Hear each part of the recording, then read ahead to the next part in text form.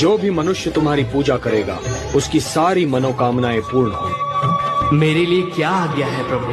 पुत्र, कलयुग का प्रसार बढ़ते ही तुम खाटू नाम के स्थान पर प्रकट हो जाना।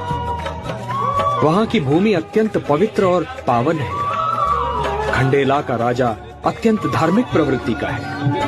जब तक ये पृथ्वी है पुत्र, जब तक सूर्य चंद्रमा है, जब तक ये सारे नक्षत्र हैं, तुम लोगों के लिए पूजनीय और वंदनीय होगे। तुम्हारे शीश की पूजा होगी पुत्र। तुम श्याम नाम से जाने जाओगे और हारे का सहारा बन जाएगा।